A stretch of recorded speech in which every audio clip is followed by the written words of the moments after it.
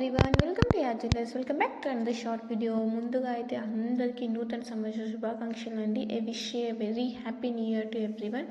ఈ ఇయర్ అందరి లైఫ్లో lots of love, joy and హ్యాపీనెస్ని తీసుకురావాలని చెప్పేసి కోరుకుంటున్నాను. అలానే మీరు అనుకున్న వాటిలో సక్సెస్ అవ్వాలని చెప్పేసి కోరుకుంటున్నాను.